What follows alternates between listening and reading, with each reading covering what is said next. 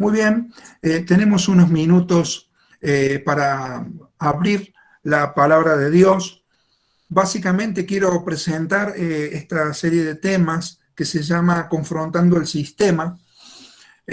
Básicamente tiene el objetivo de tomar conciencia del tiempo que nosotros estamos viviendo. El aliento es clave para el mundo de hoy, para la iglesia de hoy, pero es en el contexto que vivimos que nosotros no podemos anestesiar nuestra mente, ¿no? Y vivir ajenos a la realidad espiritual que nosotros tuteamos cada día, nos rozamos cada día. Por eso esta serie de temas tiene que ver con tomar conciencia de que hay un sistema completo de trabajo en lo espiritual que tú y yo tenemos que tener claro, tenemos que tener un discernimiento y ciertas determinaciones para poder marcar una diferencia y no dejarnos llevar por todo lo que el mundo nos propone. De hecho, la Biblia habla del mundo en diferentes maneras. Una de ellas se refiere al planeta, que es el mundo, es decir, la creación de Dios. Allí tenemos alguna cita bíblica para quien quiera ir tomando nota en cuanto a esto. En segundo lugar, la Biblia habla de otra referencia con respecto a la palabra mundo, y es a la gente que somos los habitantes y las personas de este mundo. Juan capítulo 3, versículo 16 dice que de tal manera amó Dios al mundo que dio a su Hijo unigénito. El Salmo 50 dice en cuanto a lo creado que de Dios es el mundo y su plenitud. Sin embargo, hay otro nivel de uso de la palabra mundo, que es el complejo de pensamiento que es espiritual y que es influyente sobre todo lo demás. Es decir, la Biblia habla de un sistema que tiene una altísima complejidad, y con esta altísima complejidad se resume la palabra mundo. La Biblia habla de características de este sistema, y en los próximos domingos entonces abordaremos algunas de ellas a través de los legados culturales y espirituales de algunas civilizaciones que la Biblia menciona. Sistema es la entidad organizada y compuesta de partes que se interrelacionan y están en una relación de dependencia también, de interdependencia. Estas partes lo definen, lo distinguen, y estas partes actúan todas al mismo tiempo. Es decir, vivimos metidos en un sistema que se llama mundo. Un pensador llamado Salvador de Lutri, argentino, con quien he tenido el gusto de charlar, dice así: en el horizonte de la historia comienzan a emerger nuevamente, con distinta indumentaria, viejos dioses paganos que huyeron en retirada, vencidos por el Cristo resucitado. Los ídolos que permanecieron encerrados parecen hoy cobrar vida, pero todos juntos a la vez. Los antiguos vicios del paganismo, antes condenados severamente, emergen otra vez y se defienden como baluartes de una nueva moral, más flexible, más comprensiva y más permisiva que la anterior. En medio de todas estas corrientes sociofilosóficas, el Evangelio acciona hoy. A lo largo del tiempo ha habido ejes centrales alrededor de los cuales han girado los valores de las personas y las naciones. Sin embargo, los componentes de este sistema mundo, que es un sistema espiritual al que queremos referir, constituyen hoy lo que llamamos un licuado que es necesario discriminar. Entonces, mientras hoy se destacan los derechos, la tolerancia y muchas otras cosas tergiversadas, hay culturas que han ido haciendo como capas en el pensamiento, y estas se han ido acumulando a lo largo del tiempo y han ido teniendo un efecto en el pensamiento de la gente. Entonces, quisiera que veamos a partir de hoy algunas civilizaciones que están mencionadas en la Biblia, pero que están vivas en cuanto a su legado espiritual y cómo el cristianismo ofrece una salida, la única salida a todo eso. Para eso quiero que en el día de hoy veamos a Egipto. Entonces, quiero tomar 3 preguntas rápidamente para ver qué es y cómo funciona Egipto, en primer lugar. En segundo lugar, por qué se vuelve a Egipto. Y en tercer lugar, cómo salir de Egipto. Hemos dicho que entonces las culturas nos han legado sistemas de pensamiento que están hoy en una convivencia activa con nuevas vestiduras, como dice Delutri, pero que están con su efecto narcotizante, su efecto venenoso en la sociedad actual.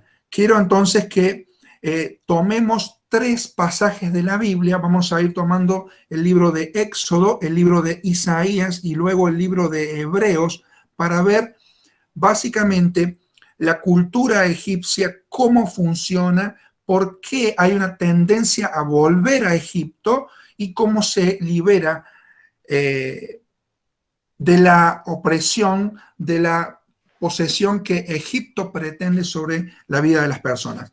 Estos mensajes entonces apelan a tomar conciencia, vuelvo a repetir, al pensamiento nuestro, apelan no tanto a una emocionalidad, sino a que podamos nosotros entender que este sistema, junto con otros que están coligados, están actuando en la sociedad de hoy. Y muchas veces incluso se meten dentro de la iglesia. ¿Cómo funciona Egipto? Quiero que vayamos rápidamente al libro de Éxodo, capítulo 1. Allí en Éxodo, capítulo 1, nosotros vemos que el pueblo israelita está afligido en Egipto. Allí espero que tú abras la Biblia en ese libro para ver algunas características. Egipto se presenta en el texto bíblico como un lugar imponente de abundancia y de poder. Ahora, esa imponencia de Egipto es en realidad una absoluta apariencia. El contacto con Egipto ha provocado ambigüedades y eso lo podemos ver en el libro de Génesis, porque simboliza un lugar de tentación en el que podrían darse ganancias materiales, pero a la vez desapariciones personales. Es un lugar de refugio del hambre, aunque allí habrá también mentiras, allí habrá también sensualidad, como le ocurrió a José, allí también habrá sobre todo esclavitud. Entonces nos posicionamos en Éxodo capítulo 1 y vemos allí a un pueblo que está esclavo, un pueblo que fue a Egipto, una familia que fue a Egipto buscando un puñado de trigo y encontró 430 años de esclavitud. ¿Cómo entonces se empieza a desarrollar o cómo nosotros vemos hoy que funciona esta filosofía de Egipto, esta filosofía de pensamiento en la sociedad? En primer lugar, lo vemos a través del liderazgo. Mira allí Éxodo capítulo 1, versículo 6. Dice allí la Biblia: los hijos de Israel fructificaron y se multiplicaron y fueron aumentados y fortalecidos en extremo, y se llenó de ellos la tierra. Entre tanto se levantó sobre Egipto un nuevo rey que no conocía a José, y dijo a su pueblo: he aquí, el pueblo de los hijos de Israel es mayor y más fuerte que nosotros. Ahora pues, seamos sabios para con él, para que no se multiplique y acontezca que, viniendo guerra, él también se una a nuestros enemigos y pelee contra nosotros y se vaya de la tierra. En primer lugar, lo que vemos es que Egipto se manifiesta a través de un liderazgo, en este caso que es político. Es un liderazgo carnal, que no es un liderazgo espiritual. Esto lo puedes aplicar a cualquiera de los estratos de liderazgo, hasta de tu propio corazón. Refiere al ego concentrado, a un ego que es orgulloso, que es obsesionado. Es alguien que se levanta en contra del pueblo del Señor, alguien que desconoce la historia, es un liderazgo que está en contra de Dios. Allí en el versículo 8 vemos allí que se levantó ese nuevo rey y desconoció a los anteriores. Es una cuestión de cambio de funcionalidad, pero la filosofía sigue siendo exactamente la misma. También vemos en los versículos que sigue que funciona este liderazgo accionando en la sociedad a través de mecanismos de deshumanización y de opresión. Mira lo que dice versículo 11 en adelante. Entonces pusieron sobre ellos comisarios de tributos que los molestasen con sus cargas y edificaron para Faraón las ciudades de almacenaje, Pitón y Ramesés. Pero cuanto más los oprimían, tanto más se multiplicaban y crecían, de manera que los egipcios temían a los hijos de Israel. Y los egipcios hicieron servir a los hijos de Israel con dureza y amargaron su vida con dura servidumbre en lugar de hacer barro y ladrillo y en toda labor del campo y en todo su servicio al cual obligaban con rigor.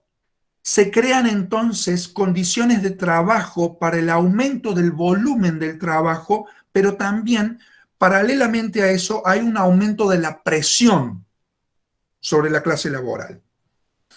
Un dato nada más sobre la construcción de la pirámide de Keops, que duró aproximadamente 20 años, se usaron unos 100.000 hombres, sin contar mujeres, sin contar niños. Lo que vemos aquí es que Egipto empieza a manifestarse por un liderazgo político déspota, absolutista, obsesivo, pero que también no solamente queda en eso, sino que alimenta esa posición a través de un trato deshumano, de un trato opresor. Para más, todavía nosotros vemos que en Egipto, además de la deshumanización, ocurre la muerte inocente. Esto es calamitoso y es lo que dice desde el versículo 15 en adelante. Habló el rey de Egipto a las parteras de las hebreas, una de las cuales se llamaba Cifra y la otra Fua, y les dijo: cuando asistáis a las hebreas en sus partos y veáis el sexo, si es varón, matadlo, y si es hija, entonces viva.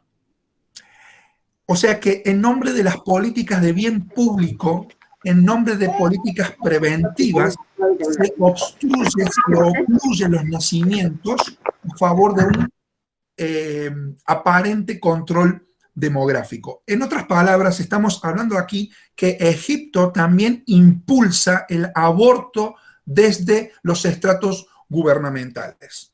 Hay una obsesión desmedida. Hay a una persona que no le importa el trato de la gente, no le importa perder con tal de conseguir su propio fin egoísta, porque se cree Dios, se cree superior a Dios y por eso lo desafía. Y es todo lo que vemos en todos los capítulos que van a seguir al capítulo 1 de Éxodo hasta que finalmente haya una liberación. Entonces, el mover egipcio en el lenguaje bíblico es la acción de los gobiernos que rechazan las cosas de Dios, que no las quieren aceptar como dignas y reales, donde hay un endurecimiento, hay una obstinación, hay una resistencia a la obediencia y al orden de Dios. Hay un gobierno, ese gobierno se llama Faraón. Es un gobierno que tracciona sobre la falta de la gente y tracciona también a través del miedo. Cuando el espíritu egipcio, por llamarlo así, empieza a manifestarse en la sociedad, empieza a no haber tiempo para la familia. ¿Por qué? Porque la gente está ocupada trabajando, ocupada produciendo. ¿Para qué? Solo para alimentar a algunos, pero perpetuar un sistema de esclavitud. Cuando la gente vive bajo el yugo egipcio, vive en una situación donde el dinero no le alcanza, pero sigue profundamente ocupado. Ahora, toda esta suma de aberraciones se somete a tener la suma del poder. De manera tal que Faraón hace algunas cosas que quiero mencionarte antes de pasar al libro de Isaías en el capítulo 30. Cuando lees la historia de Éxodo, capítulo 1, te llama poderosamente la atención esto de los gobiernos totalitarios, esto de la masificación, etcétera, y ves que el faraón distrae del verdadero propósito. ¿Por qué digo esto? Porque los israelitas fueron esclavos durante 430 años. Sin duda, ellos no tuvieron bajo el yugo de un solo faraón, sino de varios. De hecho, aquí dice el texto bíblico que murió uno, se levantó otro que desconoció al pueblo de Israel. Vivieron consistentemente uno tras otro, pero sin embargo los israelitas continuaban bajo la esclavitud, olvidando su verdadero propósito dado por Dios. ¿Por qué? Porque ellos estaban tan ocupados con la vida, tan ocupados con la productividad, tan ocupados con lo que estaban haciendo que olvidaron su llamado. En segundo lugar, Faraón destroza a la próxima generación. Mire, el enemigo tiene problemas con los constructores. El enemigo tiene problemas con los combatientes que se levantan y que luchan por la batalla, que luchan por un ideal, que luchan por la libertad de los pueblos. Eso es lo que el enemigo evita. Evita los guerreros, los somete a las masas, somete a las sociedades, somete a los hombres bajo la apariencia de la productividad y de la multiplicación de los recursos, cuando el sistema en rigor de verdad es un sistema de esclavitud. Faraón quiere traer confusión en la etapa de la infancia. Faraón ataca la etapa infantil. Él quiere destruir a la niñez. Él quiere destruirlos antes de que puedan empezar a pensar por sí mismos, antes de que puedan alcanzar madurez. Y fíjese, esto si no es una selfie del mundo actual, un mundo que promueve el aborto y que lo hace de manera libre y gratuita. También Faraón desiste la obediencia. Él persiste en la rebelión. Es el Faraón que antes de la liberación por mano de Moisés sabía perfectamente lo que era correcto, pero no lo quería llevar a cabo. ¿Cuántas plagas resistió Faraón? Él resistió plaga tras plaga hasta el punto en que Dios tuvo que golpear a su primogénito. Y así es ese espíritu que está realmente causando tanto estrago en la gente. Él destroza a la próxima generación. Él también desiste de la obediencia, pero sobre todas las cosas, Faraón desea insistir en la vida una vez más. Faraón siempre intentará una vez más. Siempre pretenderá jugarte una nueva carta para tenerte allí y que olvides tu llamado, olvides tu verdadero propósito. Entonces, ¿qué es Egipto? Egipto es básicamente en lenguaje bíblico, un gobierno que rechaza las cosas de Dios y que las promueve de maneras terribles. Aquí vemos entonces que tracciona a través de un liderazgo político orgulloso, obsesionado, a través de la deshumanización, a través de la muerte inocente, y es lo que yo llamo la cultura del ladrillo. ¿Qué quiere hacer Egipto con nosotros? Lo que quiere hacer Egipto con nosotros es que seamos productores de lo mismo, con las mismas medidas, en nombre de la inclusión, igualar a todo bajo el peso opresor que tiene. Entonces, dominan pocos, son dominados muchos. ¿Me entiendes? Así funciona Egipto.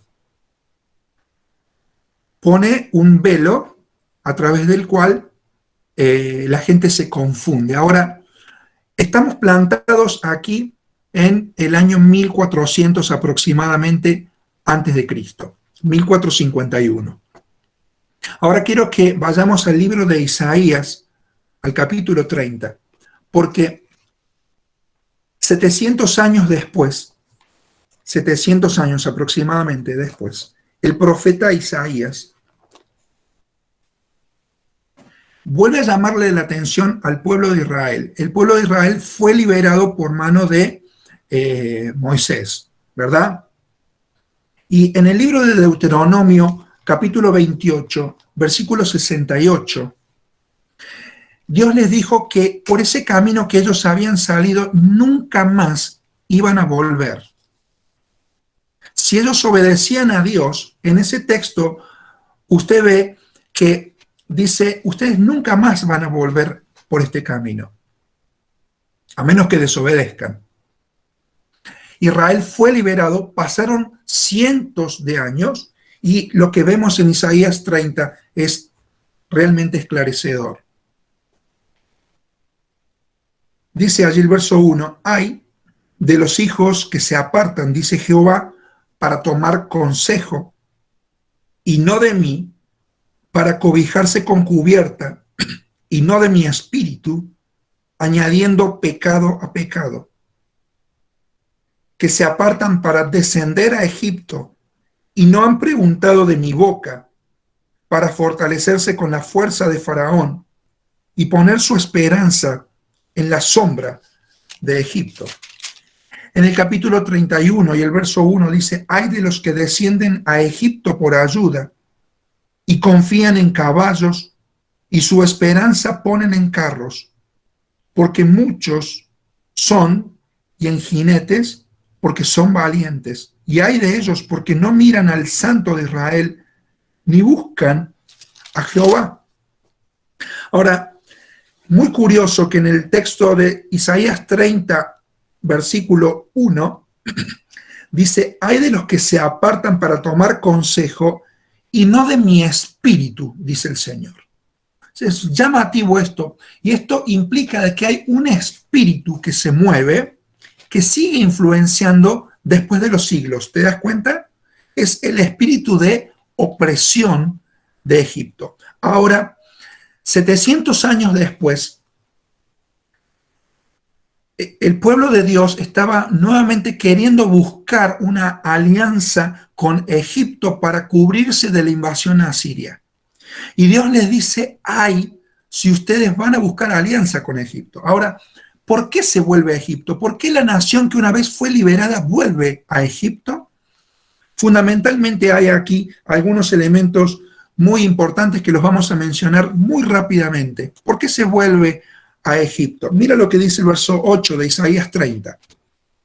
Ve pues ahora y escribe esta visión en una tabla delante de ellos y regístrala en un libro para que quede hasta el día postrero, eternamente y para siempre.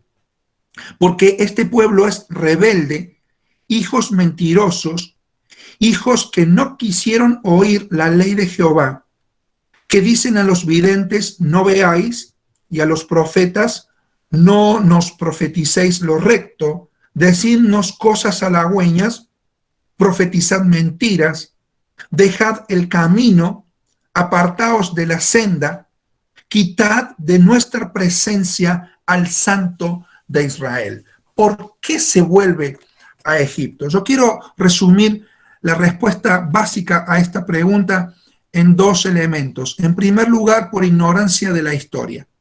Luego del Éxodo, Dios fue determinante con el tema Egipto. Y allí mencionamos que Dios les dice, a menos que ustedes desobedezcan por este camino, nunca más tienen que volver. Ahora ellos se desconectaron con la historia. Ellos plantearon un camino con el cual cortaban sus raíces, cortaban sus vínculos con la historia. Es un pueblo que no sabe de dónde viene. Y un pueblo que no sabe de dónde viene está condenado a volver a repetir los mismos o peores errores que los del pasado. ¿Te das cuenta? Isaías 30 plantea 700 años después un ay de Dios para los que se cobijan y no con la cubierta del Espíritu de Dios.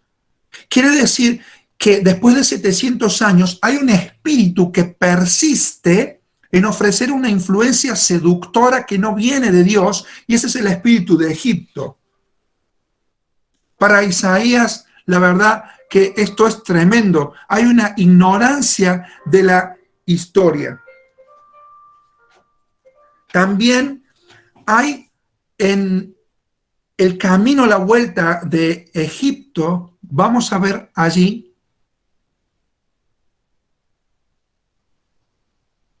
que más allá de la ignorancia de la historia, porque no hay pasado, otra característica más, y es que nosotros no queremos saber nada con lo que se viene, queremos disfrutar todo lo que tenemos aquí, es lo que dice eso el versículo 10. Dicen a los videntes, no veáis, a los profetas, no nos profeticen, díganos cosas halagüeñas, profetícennos mentiras. Es decir, no hay apoyo en el pasado, no hay apoyo en el futuro, un pueblo que no sabe de dónde viene, un pueblo que no sabe hacia dónde va.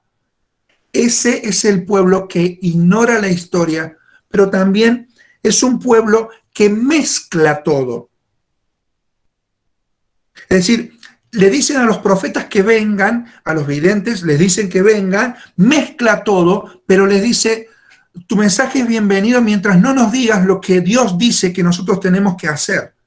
¿Me entiendes? Entonces, aquí, más allá de que no hay pasado, hay realmente una anomia, no hay límites. Y en nombre de la inclusividad, realmente hay una carencia total de límites. La gente no sabe de dónde viene, la gente no sabe hacia dónde va.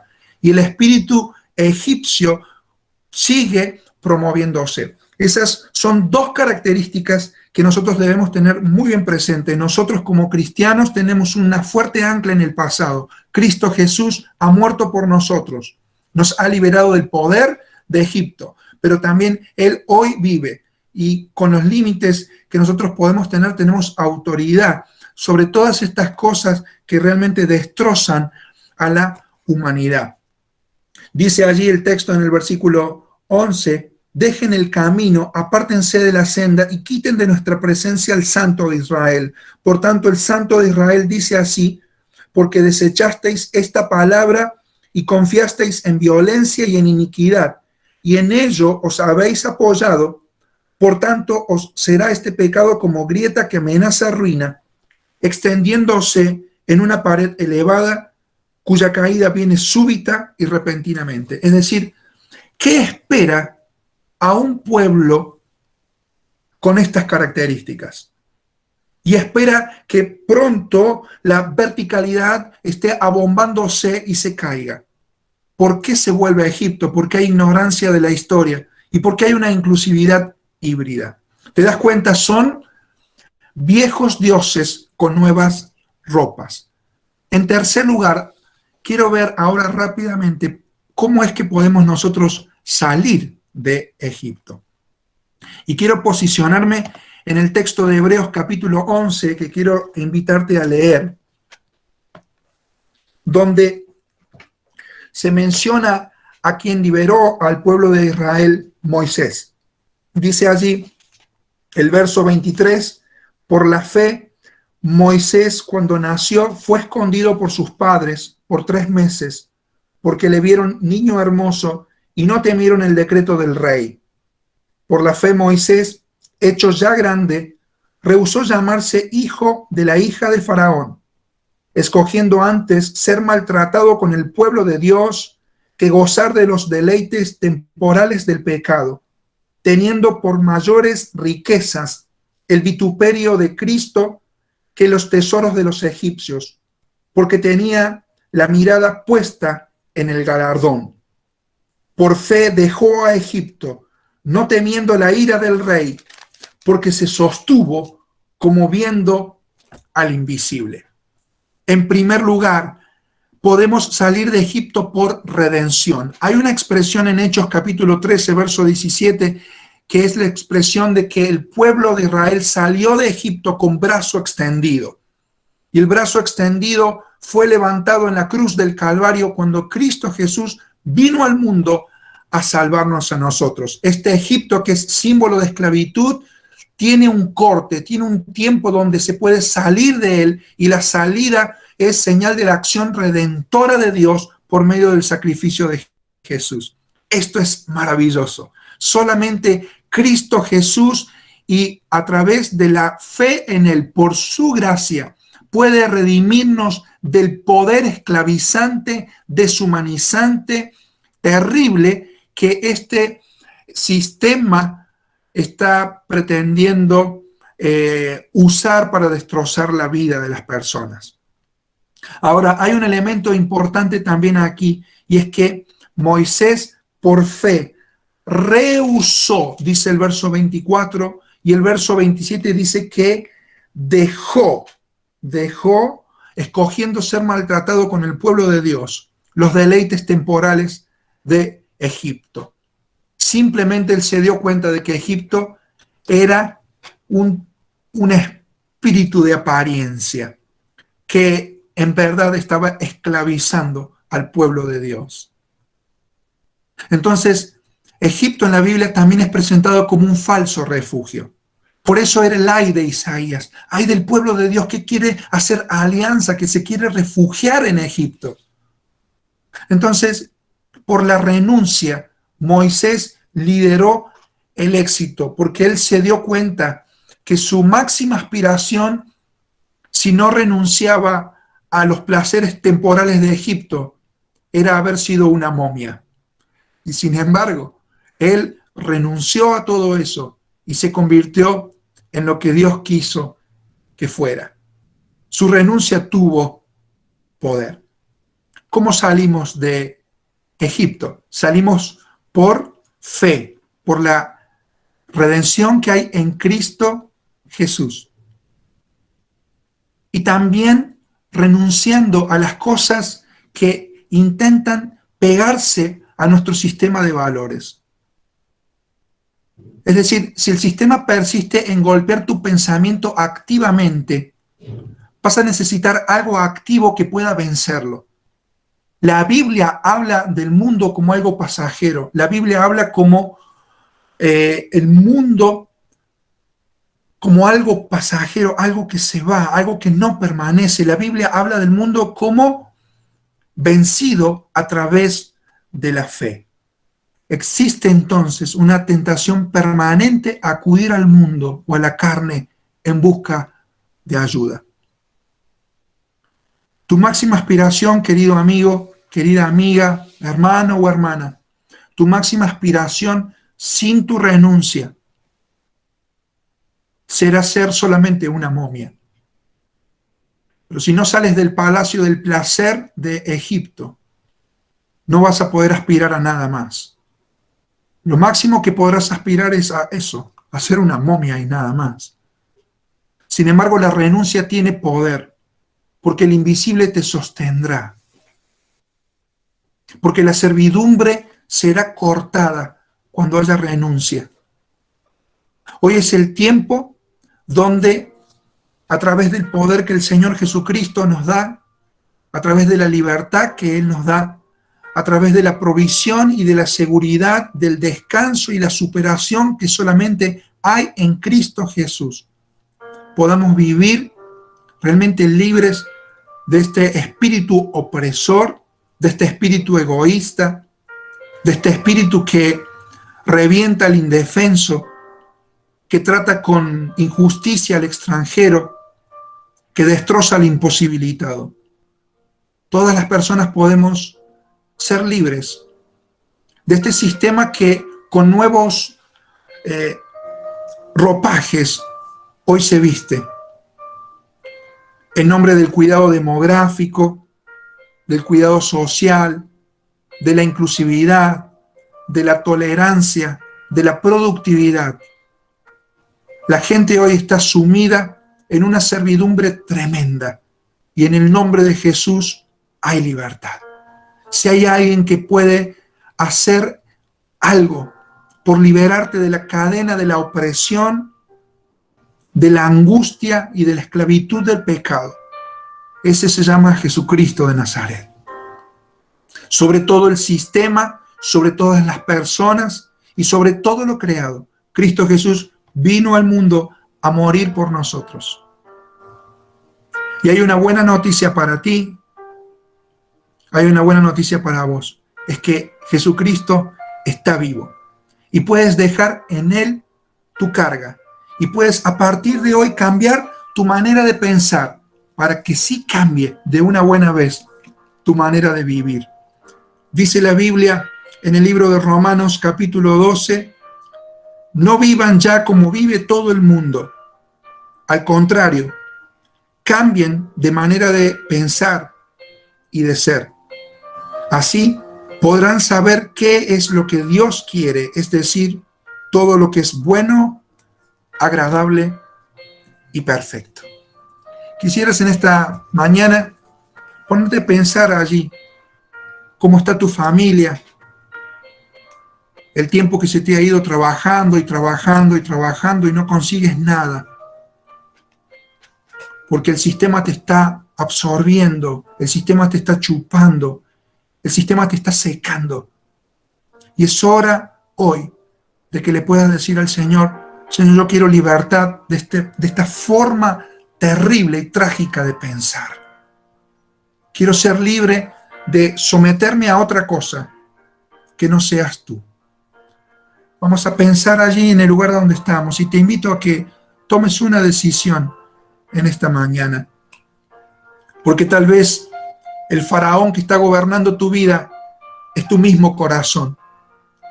Tu corazón egoísta que busca lo suyo, que no le importa nada a los demás. Si los tiene que matar, si los tiene que oprimir, si les tiene que mentir, si les tiene que robar su dignidad. En esta hora te invito a que puedas tomar esta decisión en el lugar a donde estás y decirle, Señor, yo te necesito.